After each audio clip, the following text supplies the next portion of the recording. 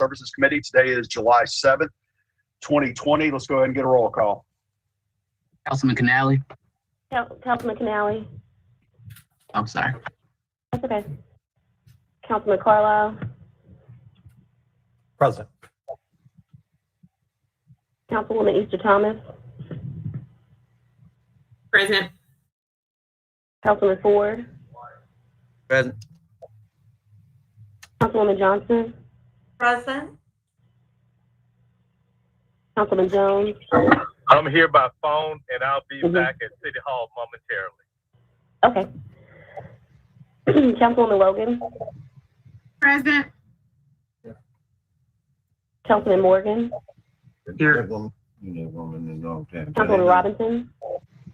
Present. Councilwoman Swearingen. Present. Councilman Warren. Present. And Councilman Colvett. All right, Colvett is here. Ladies and gentlemen, we have 7 items on our agenda. The first is a resolution to allocate and appropriate $319,550.20 in GEO bonds for CIP project number PW 20300 curb ramp cover line, ADA curb ramp installation at various locations. This is for all council districts, and there is a request for same night minutes. Can I go ahead and get a motion? So moved. I got a motion by Warren. Who do I have a second by? Johnson. All right, properly moved by Councilman Warren, seconded by Council Lady Johnson. Is anybody from the administration, Director Connect, want to speak on this item? Yes, sir. Can you hear me, sir? Yes, sir. Thank you. Yes, sir. Robert Connect, Public Works Director, City of Memphis. So this is our annual ADA curb ramp contract. We bid this contract. The contractor is James Carradine and Associates, an MBE contractor. Again, the contract amount is $319,550.20. This will upgrade ADA curb ramps citywide.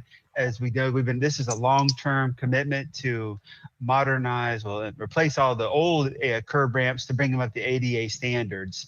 We have a long ways to go, so this is like an annual contract in progress towards achieving our goal of achieving 100%. I think we're 10 years away though, because there are a lot of curb ramps that need to be upgraded to the ADA standards. This project was assigned a 50% goal, but again, this contractor is 100%. So moved and request for same night minutes as well.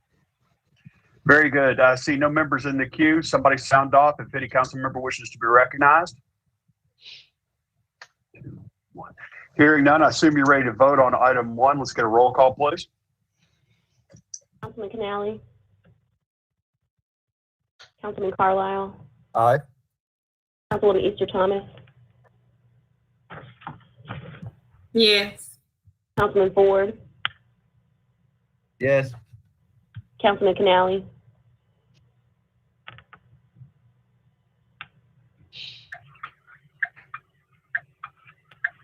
Councilwoman Johnson. Yes. Councilwoman Logan. Aye. Councilman Jones. Aye. Councilman Morgan. Yes. Councilwoman Robinson. Aye. Councilwoman Swearingen. Aye. Councilman Warren. Aye. And Councilman Colvett. Aye. That motion passes. Item number 2 is a resolution to allocate and appropriate $500,000 in general obligation bonds, general obligation funds, PW 2020 capital improvement budget for project number PW 20201, replace various sidewalks throughout the city, all council districts, and there is a request for same night minutes. Can I get a motion? So moved. Move it. Second. I got a motion from Warren and a second from Swearingen. Correct. All right, it's been moved, properly seconded. Director Connect, you have the ball.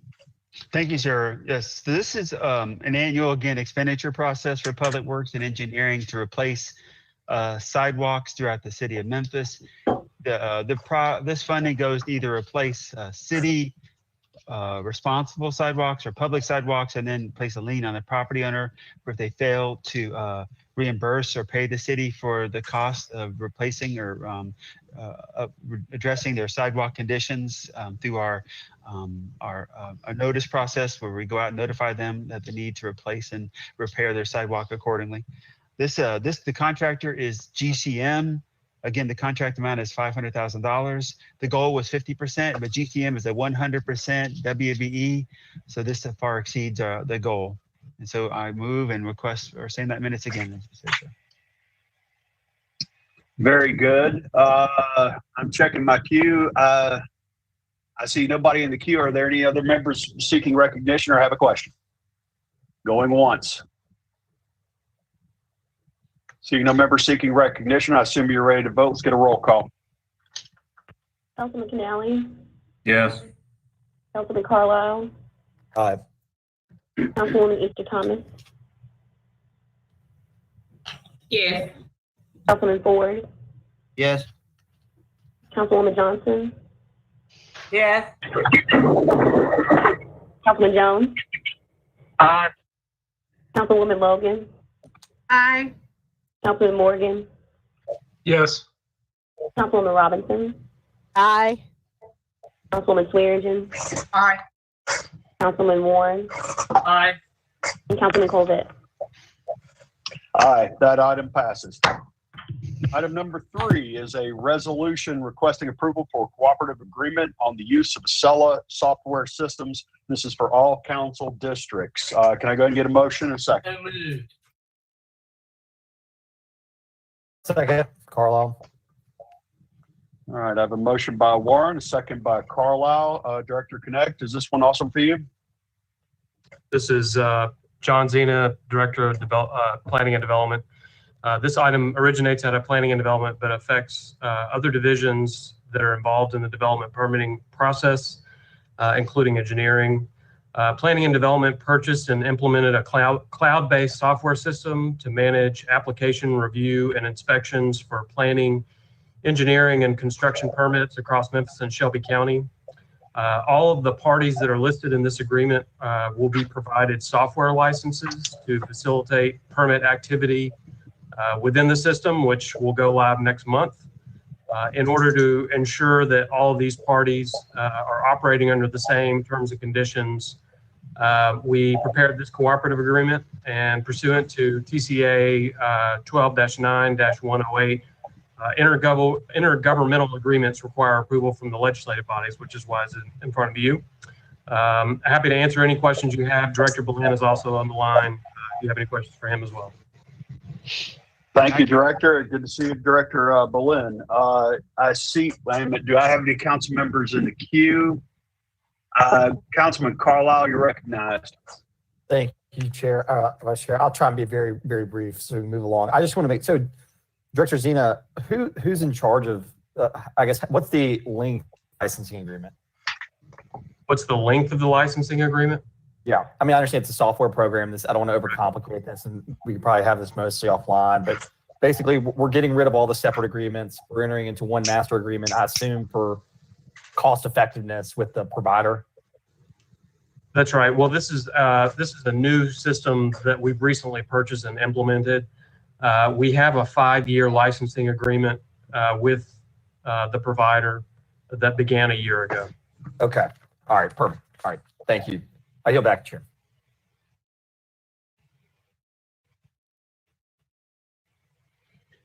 Thank you very much.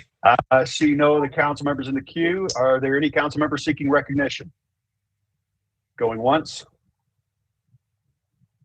All right, seeing no members in the queue and nobody seeking to be recognized, let's get a roll call vote on item number 3. Councilman Canale, Yes. Councilman Carlisle, Yes. Councilwoman Easter Thomas,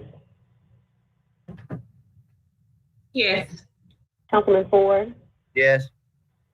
Councilwoman Johnson, Yes. Councilman Jones, Aye. Councilwoman Logan,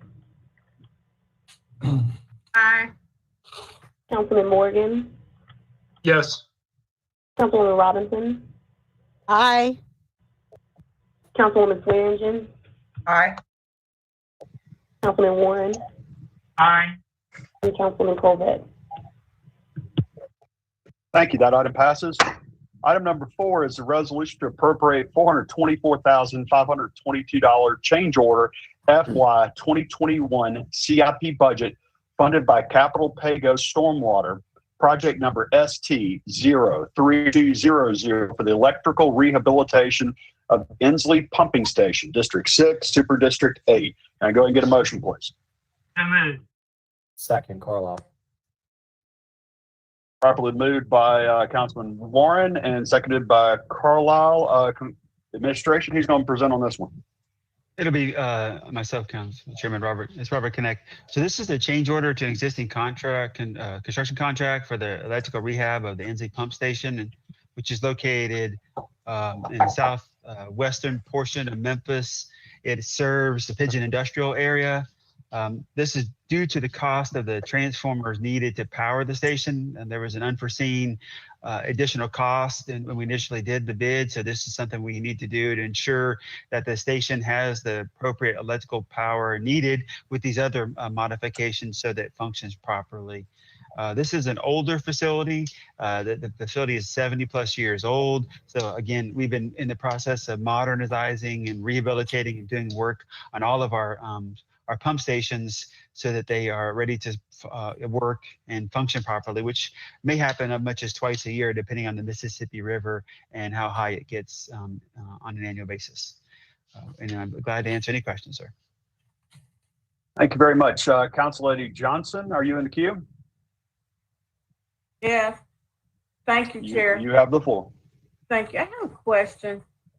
Is any way these repairs similar to the same repairs that Memphis Light Gas and Water is planning on making?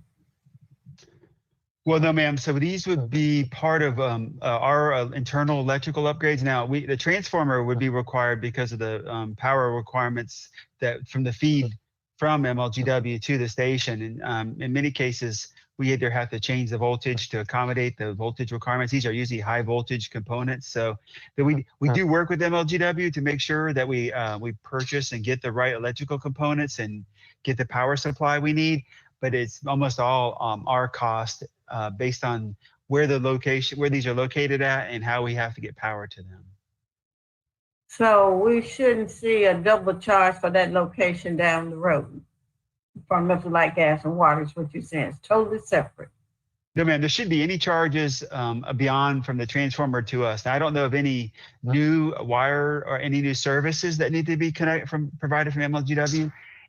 So I don't see any other charges related to this project. Okay. Thank you. Yes, ma'am.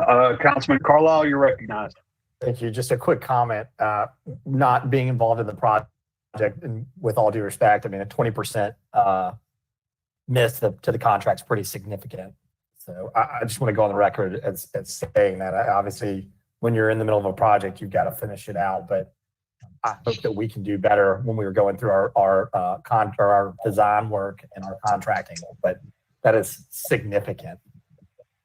I appreciate that, sir. I appreciate that. And thank you. Yes, sir. It is. But again, sometimes things are unforeseen, but it is a big change in cost. Once you dig down, you don't know what you're digging into until you start. Okay. Any further councilmen seeking recognition? I see none in the queue. Going once. Okay. Seeing nobody else seeking recognition, I assume you're ready to vote on item 4. Let's get a roll call.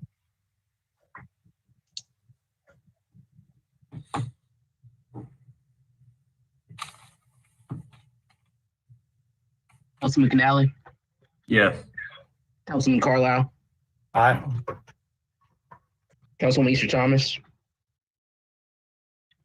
Councilwoman Easter Thomas, Yes. Councilman Ford. Yes. Yes. Thank you. Councilwoman Johnson, Yes. Councilman Jones, Aye. Councilwoman Logan, Aye. Councilman Morgan, Yes. Councilwoman Swearingen, Aye. Councilwoman Robinson, Aye. Councilman Warren, Aye. Chair Colvett. Aye. Item passes.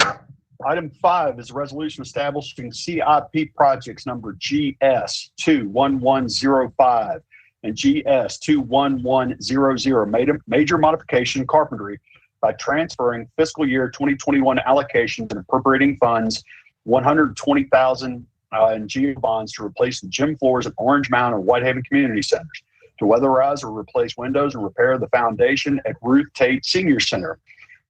This is for districts 3, 4, and 6, plus Super District 8. Request for same night minutes. I have a motion by Council Lady Swearingen. Second. All right, do I have a second? Second by Warren. It's been moved by Swearingen, seconded by Warren. Dr. Connect, you gonna speak to this one too? No, it's Director Adams, Antonio Adams. So these projects are part of our. Okay, my apologies.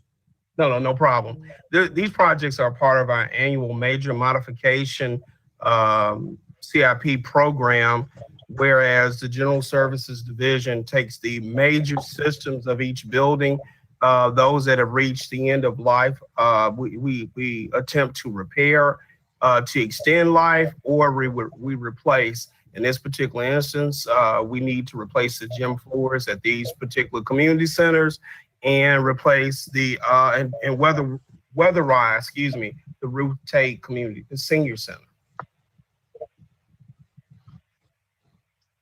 Very good. Any questions? I see no one in the queue. Are there questions of Director Adams or anyone seeking recognition? Going once. All right, seeing no one in the queue, assume you're ready to vote on item 5. Let's get a roll call. Councilman Canale, Yes. Councilman Carlisle, Yes. Councilwoman Easter Thomas, Yes. Councilman Ford, Yes. Councilwoman Johnson, Yes. Councilman Jones, Councilwoman Logan, Councilman Jones is yes. Aye. Councilman Morgan, Yes. Councilwoman Robinson, Aye. Councilwoman Swearingen, Aye. Councilman Warren, Aye. and Councilman Colvett. Aye, that item passes. Item number 6 is resolution to appropriate FY 2021 $10 million CIP project number GS 01032 in construction funded GO bonds municipal complex COMEM phase 2 at the former Walter Simmons location. This is District 4, Super District 8, and there is a request for same night minutes. Can I go ahead and get a motion? Move it. Swearingen. Second. Second, Robinson. Outstanding. It's been moved by Swearingen, seconded by Robinson. Who with the administration is going to present on this one? Antonio Adams, Director of General Services, sir. All right, please proceed. All right. This is the phase 2 of the City of Memphis complex. The first phase, we moved in our property maintenance staff, which they're located now over on 9 Arnold. This would move and vacate the fleet services staff and service area from the 671 St. Jude Place. It has been sold to St. Jude for future expansion. And so what we're asking for now is just construction dollars. This project has been designed by a collaborative MBE team of JPA, Self Tucker, and then of course SSR Ellers. Right now, that particular location will provide us a more efficient and modern location to repair our city's fleet. And I respectfully request that you approve this item. Outstanding, Director. Thank you. I see no members in the queue. Is any member seeking recognition or have a question? Going once. Seeing no members in the queue and no one seeking recognition, I assume you're ready to vote. Roll call vote on item 6. Councilman Canale, Yes. Councilman Carlisle, Yes. Councilwoman Easter Thomas, Yes. Councilman Ford, Yes.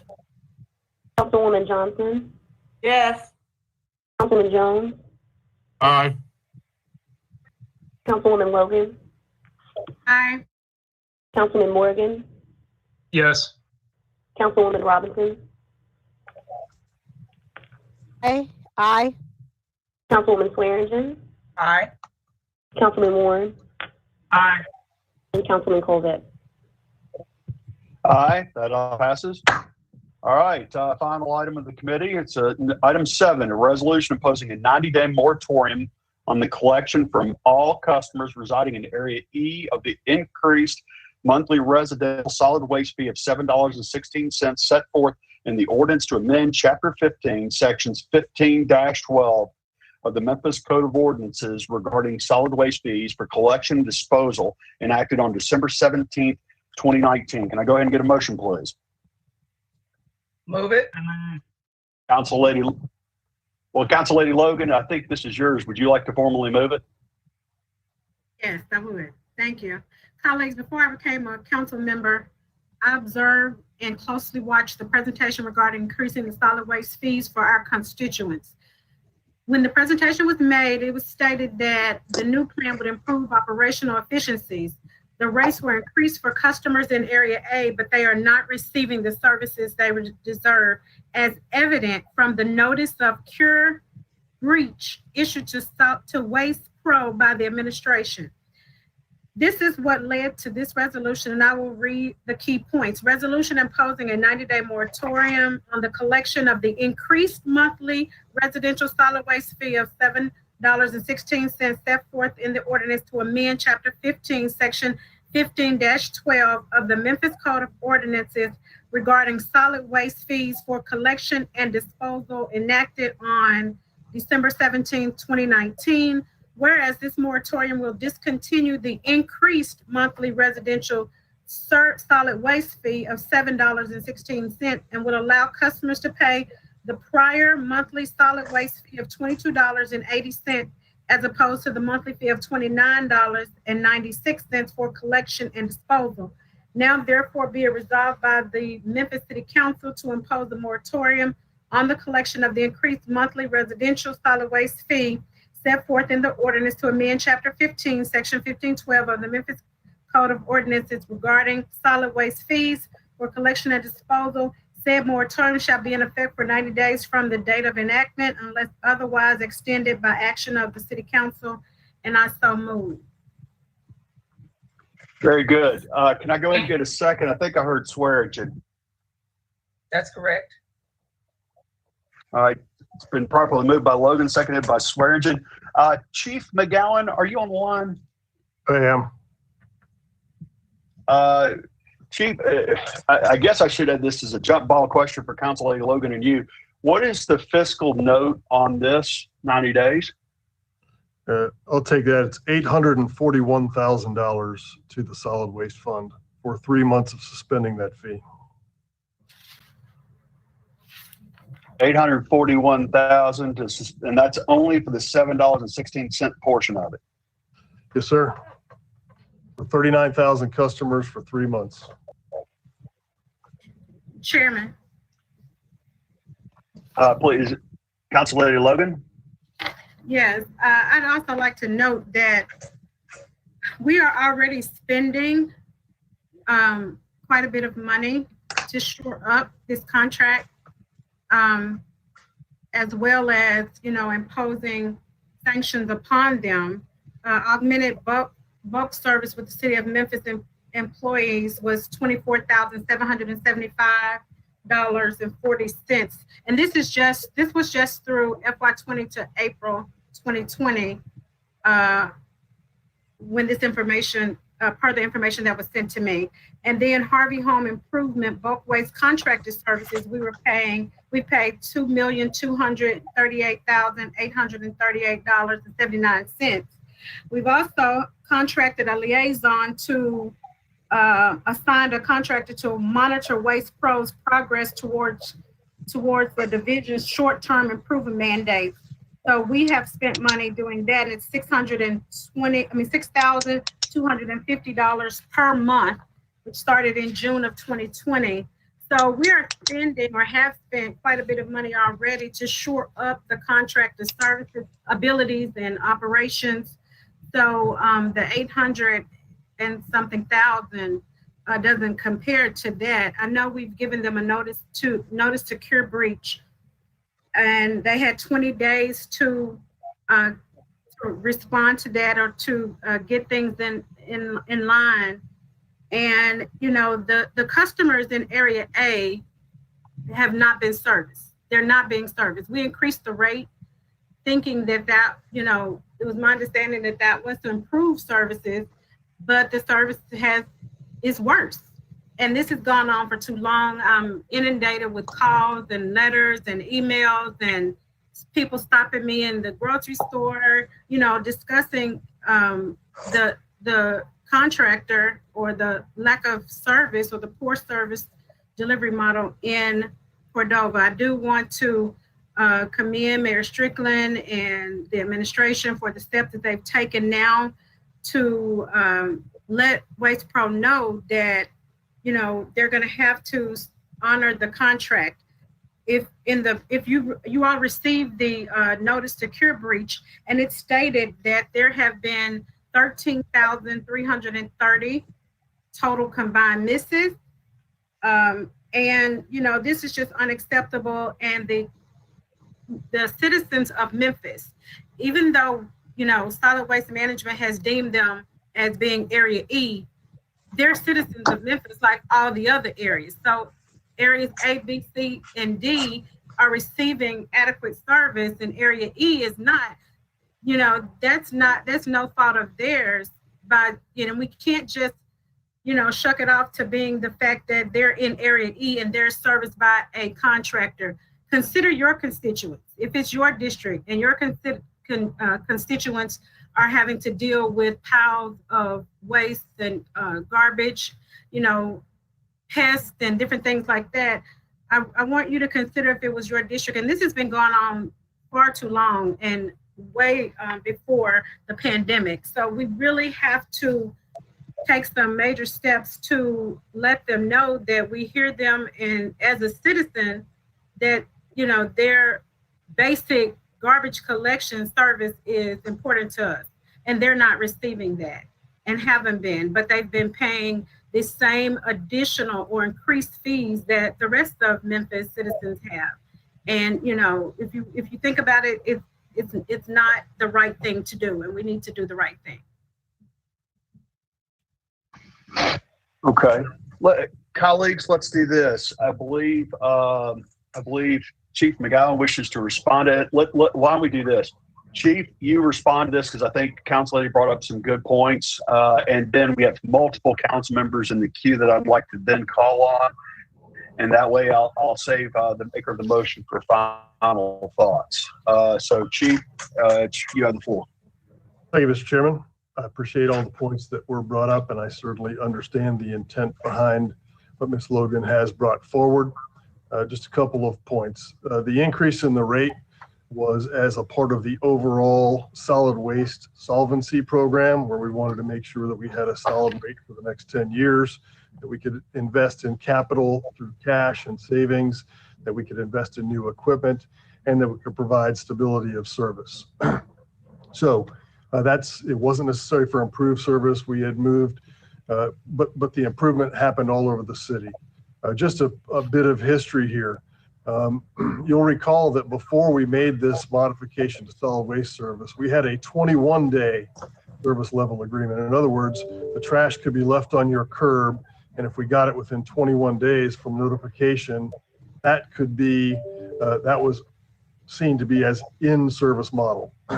All of the 13,000 misses that are noted by Ms. Logan are a 48-hour service level agreement. So that's an improvement of 19 days.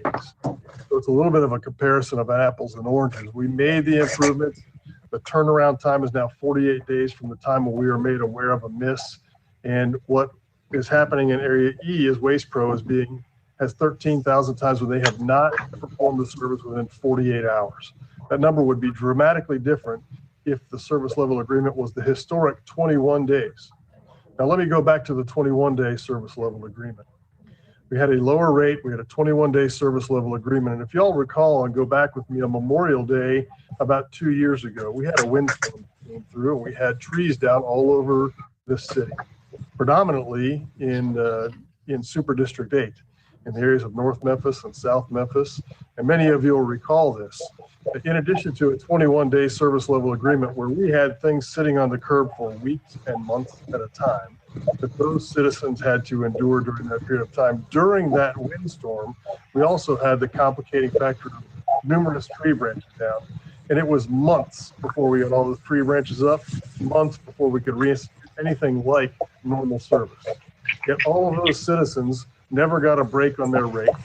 Nobody ever made a motion for them to pay less than they were already paying for their solid waste service because we did what was right and we picked up the solid waste eventually.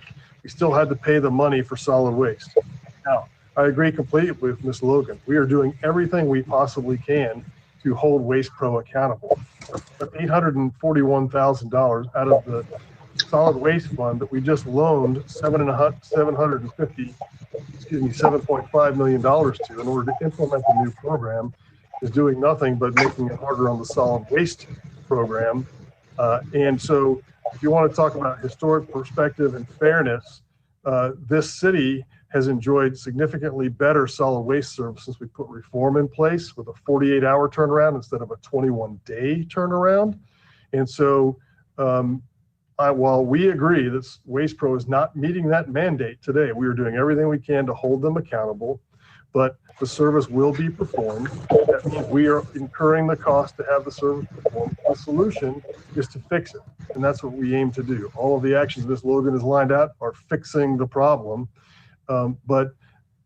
Again, this is a slippery slope of allowing folks to not have to pay a fee that everyone else has to pay when the service is going to be delivered. And absolutely, we take accountability for the fact that we're not meeting the 48-hour SLA. But I will, once again, hearken back to the fact that when all of you came on council for the senior council members, we had a 21-day SLA. And trash could be sitting on the curb for 2 or 3 weeks before we receive a report. And then we would go back 21 days and say, we got it. So you had 6 weeks of time with trash sitting on the curb. All over our city is much cleaner because we put that new model into place. And none of those citizens got a break on their solid waste fee. So I'll leave it there and take any questions. Chairman, can I respond? A couple of things I wanted to know. Okay. Hello? Chairman, I requested to respond. Ms. Logan, you're right. Okay, thank you. Yes, Ms. Logan, you're recognized. A couple of things. The new equipment, the increase was for new equipment, and the new equipment was to improve the service. So in essence, it's the same thing based on the information that was shared during budget season.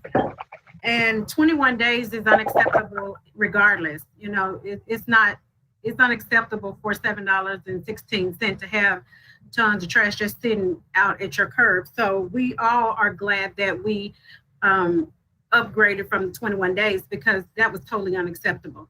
And, you know, everybody was enduring the same thing. In this case, one population, one sector of the city is experiencing something different from the rest of the city. So it's not apples and oranges. And you mentioned about a time when we were having decreased service due to a storm or some things that were happening across the city.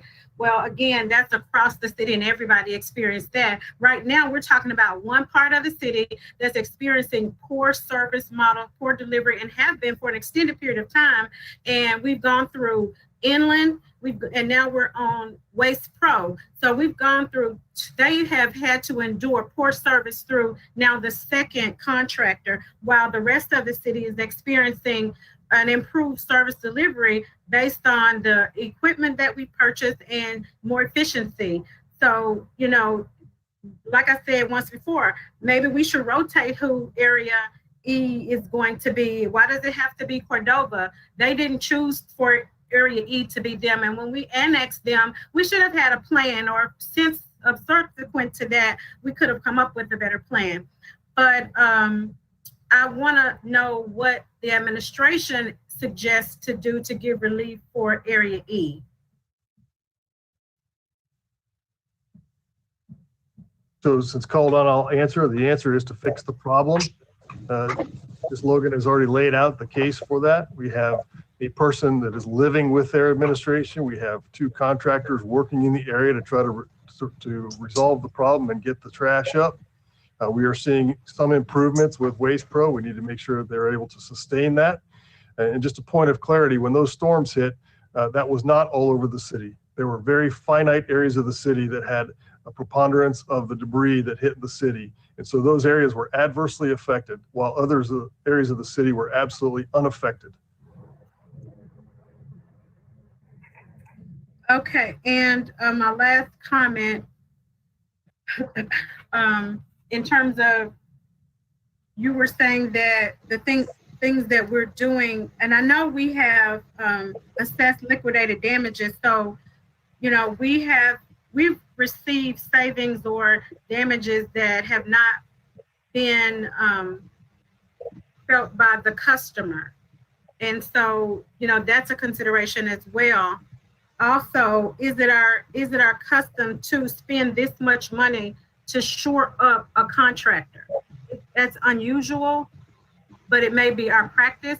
So is that customary to spend dollars to shore up a contractor? Yes, when there is a need, we will do that because we believe, at the end of the day, I don't believe the citizens care who picks it up, whether it's a contractor or whether it's another contractor we support. We need to get the trash up, and that's what we intend to do. And so again, would you let me know exactly what you're saying that administration suggests to do to give relief to Area E? The relief is for us to pick up the solid waste, as we are bound to do by providing a solid waste fee to citizens. Our job is to pick up the trash. That is the relief I think they seek. And what will happen at the end of the notice to cure if they have not improved the services or have not given us an indication that we can trust the turnaround? There are a number of remedies under the notice to cure, including termination, but that is among the remedies that we have, which would call upon us to have another emergency services contractor there if we chose to do that. But there are a number of provisions under the notice to cure. Okay, thank you for the floor, Chair. I yield back. Excellent questions. All right, we go to council members in the queue. Councilman Canale, you're recognized. Thank you, Chairman. I agree with Councilwoman Logan and her frustration. I share her frustration because those are my constituents as well. And I would like to find a solution to this issue. However, I don't think that giving money back to the customers is what is going to be that solution. Ultimately, they just want their garbage picked up. And so if it takes us having to use some of those assessed damages to pay for other crews to go behind them and pick them up, I know that's not ideal, but ultimately at the end of the day, what they want is they want the garbage off the curb. So taking more money out of our solid waste fund at the same time having to go back behind them could be detrimental. I think that if we were to pass this, that any neighborhood, if they had missed trash, could ask for a refund, and then there would be no end in sight, and you could really do some real harm to our solid waste fund. Again, I'm all for a solution. People of Cordova deserve much, much better than what they're getting. And I will do whatever I can on the council side to work with the administration to find a solution. I'm not sure that giving a 90-day moratorium on this fee is the answer to getting the trash off the curb. Thank you, Chairman. I yield back. Thank you, Councilman Canale. Councilman Morgan. Thank you, Mr. Chair. Before we get into the merits of whether or not this is good or bad idea, legally, are we able to do this where we can charge a different rate to different residences for the same service in the city? And I get that the service has been inadequate in the way it's been provided, but we are offering the same service on a weekly basis to Area E that we are to CDA. Does anybody know the answer to that? Councilor Wade, are you on the call? Attorney Wade. I'm about to be on the call. Yes, sir. There is a problem with discrimination in rates, provided there is not a rational basis for it. This one is a mixed bag because I don't know the absolute extent to which service is not being provided in E. But that could be a rational basis to have some distinction in rate going forward. I think the issue, to short circuit this discussion, I think the issue was that Councilwoman Logan was totally frustrated. She reached out to me and asked me how to proceed and what to do. And I said, look, just go ahead and proceed with your suggestion for a moratorium let's see what comes out of it. I would strongly suggest that this matter be, the discussion be continued to pursue what kind of solution can you come up with. A moratorium might not be the right way, but I think she was just trying to get it on the table to try to evict some dialogue from the administration and everybody on the council to see where you could go to try to help these people in Area E. I mean, we all pay for solid waste, whether we get it picked up or not. This is a burden I don't like it any more than anybody else. I don't use it as much as a lot of people do, but I'm paying for it. All right. So I think the issue is what to do to help Area E in the meantime while they try to struggle with remediation of this problem. I assume they're still paying Waste Pro full fees to do a piss poor job. And so I think that was her reaction was, well, why can't we alleviate some of the burden on these people and not pay Waste Pro as much money? That might not be a rational solution, and I don't know the complete answer to how to do it, but I think 13 of you guys can talk about it and debate it and come up with some kind of solution to help. Well, we've certainly got it on the table now. We're talking about it, and it's been a significant problem for that area. I think everyone recognizes that, including the administration. But I've got areas of Midtown that experience greater than normal flooding in the city of Memphis, and they would love to have breaks on their stormwater fees, as well as any citizen that might have want to break on sewer fees if they're having problems on their street. I don't, as Councilman Canale said a little bit, I don't know where it begins and ends with the level of service we're providing. And anytime we fall short, do we owe something back to the citizens of Memphis who are disproportionately affected by crime on their property tax breaks, that we are not able to keep them safe? And so it feels like the solution here is to get the job done. I don't have the answer to how we get there, but I don't know if it's in cutting $833,000 from the solid waste fund budget. And I don't know. There's something about this that's a bit uneasy for me. And one, I feel that they're not getting the service, but two, I don't know how we can give a rebate like this. I don't think that works. Thank you, Mr. Chair.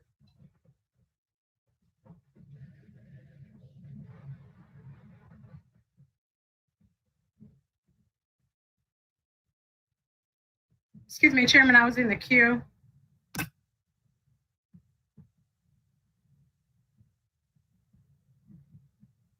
Chairman Colbert, you're muted, and we're also over. The full council meeting will begin in about 30 minutes. So you were muted, Chairman Colbert. All right, I apologize. Whoever keeps muting me, please stop. Okay, I was going to recognize Council Lady Johnson, Council Lady Logan. You've spoken actually a couple of times. Let's give some of these other council members a chance to speak. But in the interest of time, might I suggest this? Might I suggest a hold, and let's talk about it again in 2 weeks when we could have more time to fully vet this question? Because it seems like we're bringing up more and more questions. I think we want to do something, but I think we're all not necessarily in agreement on what that is. Council Lady Logan, would you entertain a hold on this for 2 weeks and potentially send it back into this committee for a longer discussion? Almost definitely, but I do have a point of clarity. I just wanted to make sure everyone understood that we're not asking them not to pay their fee, their solid waste management fee. What was on the table was the increase for improved services, and Chief McGowan said that was for equipment, but they were not, that equipment was not for Waste Pro. It was for the Solid Waste Management Division. So they were not even included in that process. So I want to make sure everyone has all of the information as we come back to revisit this in 2 weeks. And again, I want to make sure that it's on record that that this has been entered, has been put on the table, and we're going to consider it because the citizens in District 1, the citizens in Cordova deserve a wholehearted conversation on solutions. And it's time for us to fix this. We're talking about garbage collection. And every community deserves garbage collection. So I would love to hold this and come back in 2 weeks. All right, I have a motion to hold. I don't have necessarily a cleared queue. Is there any objection to the hold? Let's keep it simple. The chair does not hear any objection to the hold, so we will reconvene in 2 weeks. Council Lady, might I also encourage you to get with the administration on this, and let's have a sit down. And I would very much, since I represent a lot of Cordova also, I'd like to sit down with y'all also. That being said, that item is held for 2 weeks. That concludes the Public Works Solid Waste Transportation Committee, and I'm ready to start planning and zoning. Brooke, whenever you tell me we can. Okay, Vice Chair, this is Councilwoman Robinson. Ford Canale, and I would like to be a part of that conversation. I represent the part of that district, Hickory Hill and Fox Meadows, and he represents a part of Cordova as well. We would like to be a part of that conversation. Thank you. This is Cheyenne Johnson. That's going to be a part as well. Y'all cut us off. I guess y'all placed it on hold. But I don't know how they gonna wait for 2 weeks and they got trash in their front yard. Okay. But I definitely want to go hard. All right, sounds like we got another Zoom meeting coming. All right, guys, we're on hold on that. And let's, staff, let's make sure we have some more robust time also to talk about this next time. Brooke, are we ready? That committee is now complete. Brooke, we ready to do planning and zoning? Yes, we're ready. All right. Good afternoon, colleagues. It's 2:56 p.m., July 7th. This is the Memphis City Council's Planning and Zoning Committee. Can I go ahead and get a roll call? Councilman Cali. Here. Councilman Carlisle. Present. Councilwoman Easter Thomas. Present. Councilman Ford. Present. Councilwoman Johnson. Present. Councilman Jones. Here. Councilwoman Logan. Present. Councilman Morgan. Here. Councilwoman Robinson. Present. Councilman Smiley. Here. Councilwoman Swearingen. Present. Councilman Warren. Here. Chair Colvette. And I am here as well. Chair observes a quorum. Any member not formally named to this committee is certainly welcome to the table. Colleagues, we have 2 items on our agenda. We have to send them to a committee to send them downstairs, so it's pretty quick. First one's a resolution approving an honorary street name change on South 4th Street, north on 4th Street to E.H. Crump Boulevard, and 4th Street for Wileen Hastings. Can I go ahead and get a motion? Amen. Second, Second. it's been properly moved by Warren, seconded by Chair Lady. Seeing no members in the queue, I assume you're ready to vote. Let's go ahead and get or can we just do a voice vote? All in favor, say aye. By acclamation. By acclamation. All in favor signify by saying aye. Aye. Opposed, same rights and privileges. Hearing none, opinion of the chair, it's unanimous. Goes downstairs, positive recommendation. Item 2 is a resolution approving an IRA street name change at Norman Avenue between Boxwood and North Hollywood to Elder R.E. Berry Avenue for Elder R.E. Berry. Can I go ahead and get a motion? Move So it, McCall. Can we get same night minutes on both of these, please? Without objection? Yeah. Hearing none, there is no objection. These staff, these are same night minutes. I've got a resolution approving IRA street name change moved by Easter Thomas. Who was my second? Warren. I picked Chair Lady. All right. Seeing no members in the queue, I assume you're ready to vote by acclamation, voice vote. All those in favor signify by saying aye. Aye. Aye. Opposed, same rights and privileges. Opinion of the chair, it's unanimous. This goes downstairs with a positive recommendation. There being no further business in front of our Planning and Zoning Committee this time, declare us adjourned. Madam Chair. Madam. Yes. We can have just a brief moment, Chairwoman Robinson, to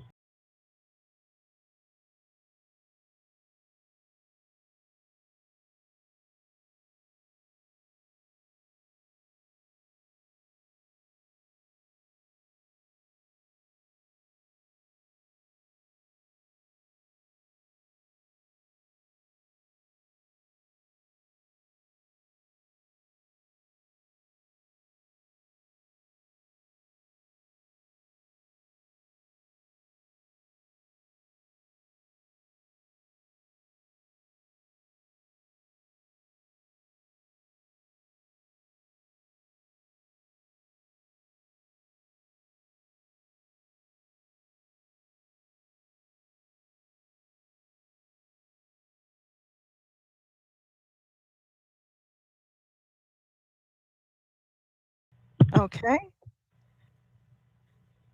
Good afternoon. I call to order the executive session of the Memphis City Council. Today is July 7th, 2020. It is now 2:59 p.m. Welcome to the executive session. May I please get a roll call? Councilman Canale, Here. Carlisle, Here. Ovett, Here. Easter Thomas, Present. Ford, Here. Johnson, Present.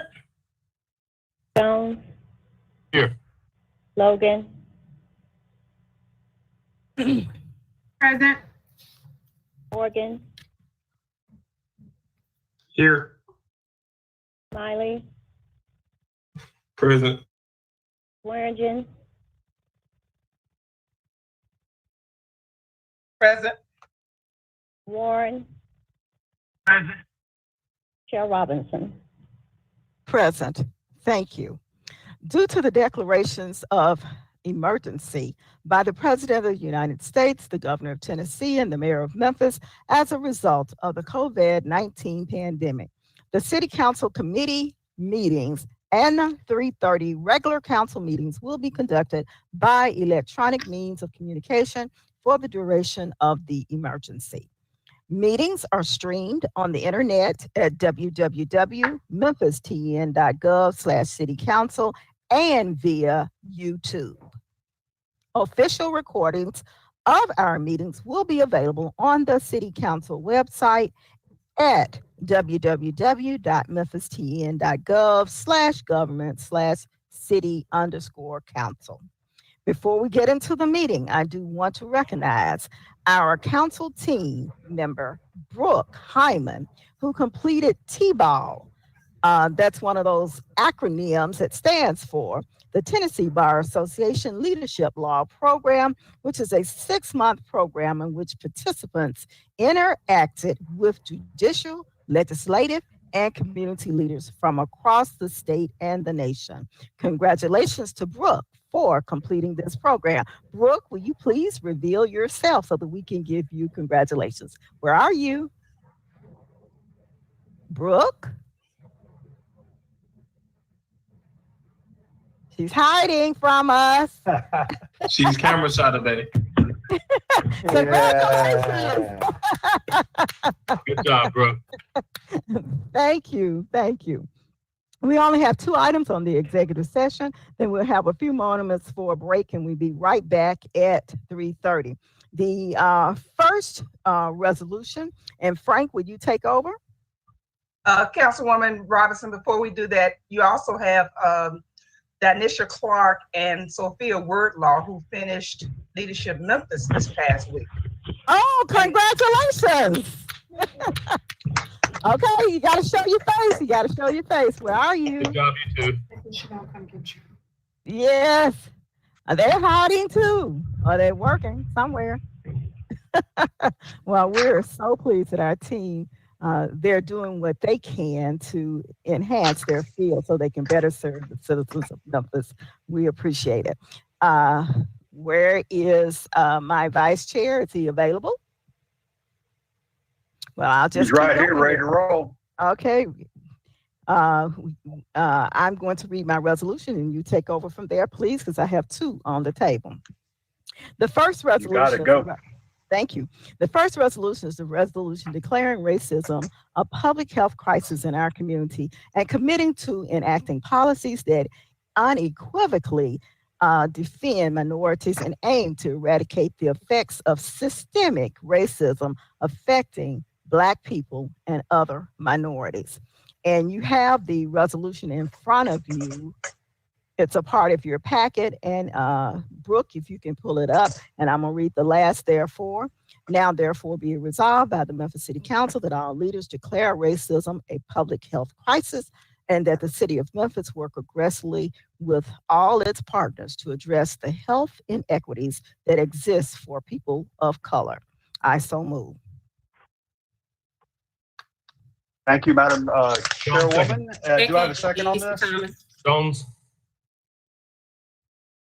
I have Easter Thomas and Jones in a neck and neck tie for second. So we'll just say you both do. How about that? Okay. All right. I have no members in the queue. So Chair Lady, would you like to share your thoughts on this?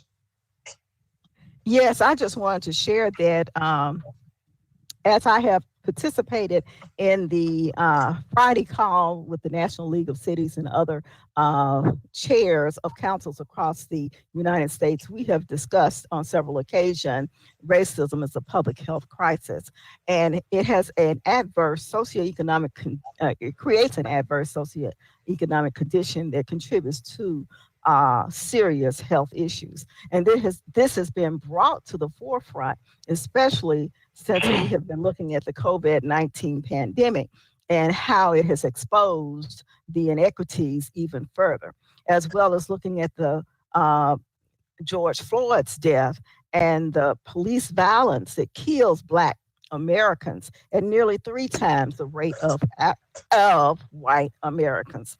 I just believe this is the right thing for us to do, to be more conscious about it and make sure that as we consider legislation that we remember that this is a pandemic as well. Thank you, Chair Lady. I see no other members in the queue. Going once. Seeing no further members in the queue or seeking recognition, I assume you're ready to vote on item number 1. Let's go ahead and get a roll call, please. Sarah, is this for same 9 minutes also? Yes, please. For both items. Canale. So moved with same night minutes. Is there any objection to same night minutes? Hearing none. Canale. And hearing no further. Go. Thank you. Yeah.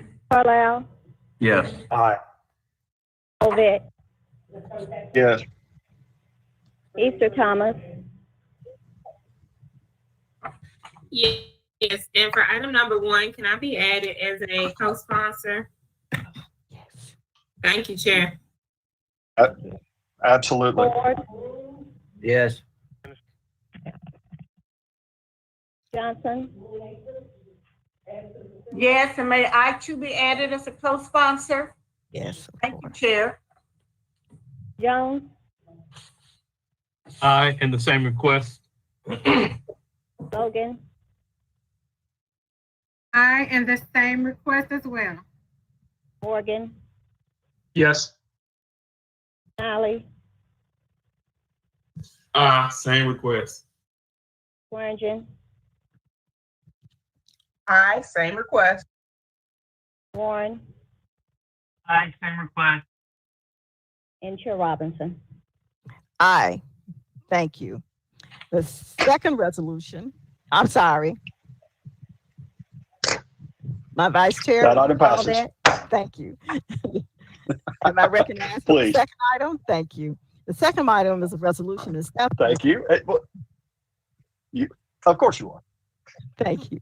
The second item is a resolution establishing a committee to review progress of contact tracing by the health department, whereas over 10 million people worldwide have tested positive for COVID-19, and as of July 1st, 2020, Shelby County reported more than 10,000 total cases and 192 citizens had succumbed to the illness. And I'm going to the now therefore be it resolved, and you should have a copy of this in Brooke, if you pull it up as well. Now therefore be it resolved by the Memphis City Council that the health department share on a bi-monthly basis the progress being made to increase contact tracing, which is an important element in our COVID response. Be it further resolved by the Memphis City Council that a contact tracing committee be formed to receive reports from the health department and the committee heads share updates with the full council. And I so move. All right. Thank you very much, Chair Lady. Is there a second to this? Second, Johnson. All right. Council Lady Johnson's properly seconded. This is a motion with same night minutes. I see no members in the queue. Chair Lady, would you like to further elaborate, or are you good? I'm good, but I want to make sure that when we're giving dollars to other agencies, we need to follow up and make sure they're being used and utilized properly. And we want to ensure that our citizens are getting the best results that we can. I have asked Dr. Jeff Warren, our fellow colleague, to head this committee. He has some people that he'd like to share that information with, and he will keep us well informed about what's going on with contact tracing so that we can keep our community healthier. It is my goal that we all live through this. Thank you. Thank you very much. I see no members in the queue. Is there any member seeking recognition? Going once. Seeing no members in the queue are seeking recognition, I assume you're ready to vote on item 2. Let's go ahead and get a roll call. Nelly, Yes. Carlisle, Aye. Ovett, Yes. Easter Thomas, Yes. Ford, Yes. Johnson, Yes. Jones, Aye. Logan, Aye. Morgan, Yes. Smiley, Swearingen, Aye. Warren, Aye. Chair Robinson. Aye. That item passes. Chair Lady, you Thank have the chair back. Thank you. For item number 1, I just want to make sure so the staff has this documented correctly. Did everyone sign on as a sponsor for item number 1? Chair, I have co-sponsors as Easter Thomas, Johnson, Jones, Logan, Smiley, Swearingen, Warren. If there are anybody else that would like to be as a co-sponsor, please identify yourself. I couldn't hear you. Okay. Make it unanimous. Canale, Okay, thank you. Carlisle.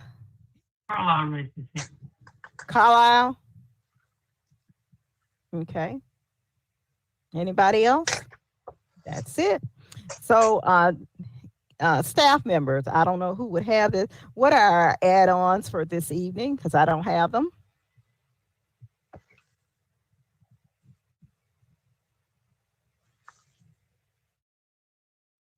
Juanez or Brooke, can you all list the add-ons, please?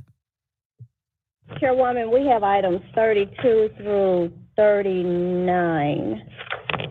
32 is from the Budget Committee regarding the $1 million allocation for the CARES Act, and you all should have this in your email. 33 is also from the Budget Committee. Item 34 is $319,000 for 88 ramps. 35 is CIP dollars for sidewalks.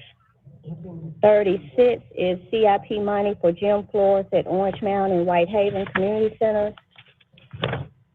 37 is the Walter Simmons relocation project.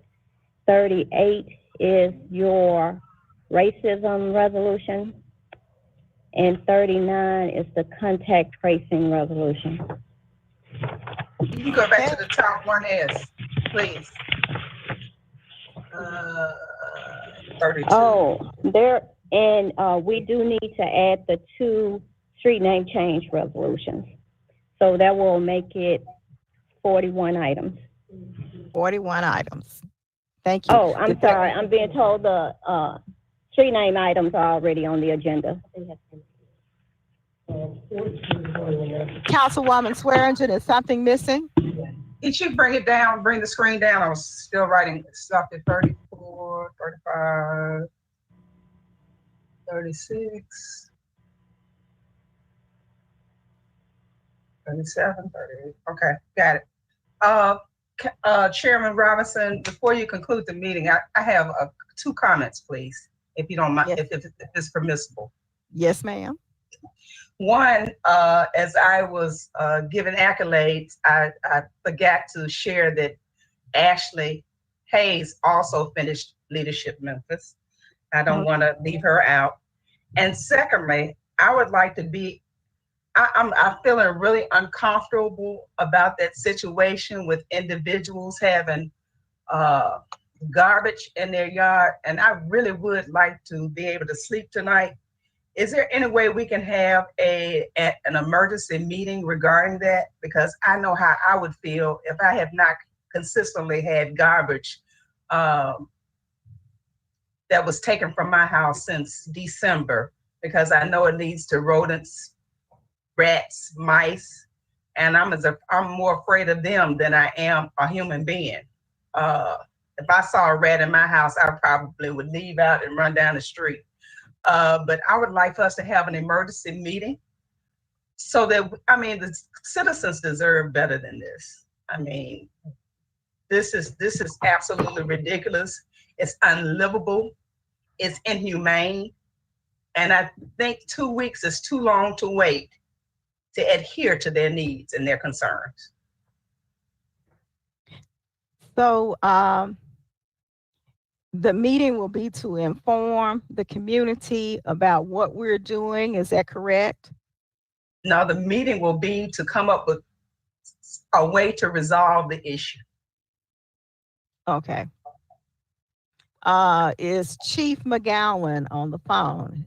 I need to know if he and his staff will be ready this week so that we could have a continuation meeting. We're ready. You're ready? We'll try to schedule a date, and the staff will make sure that everyone on the council knows in an appropriate amount of time. I certainly appreciated that. They elected us to represent them, and we got to show them that we're better than this. Okay, thank you. I've been dealing with it every day, and my staff, we understand. Thank you. I had 2 other items on the agenda today. They've both been moved to our next meeting. Councilman Canale, thank you for withdrawing your item. And Chief Smith and the mayor had another agenda item, and we will hear them at our next meeting. Is there anything else that needs to come before the executive session? Chair, Councilwoman Johnson? after, yes.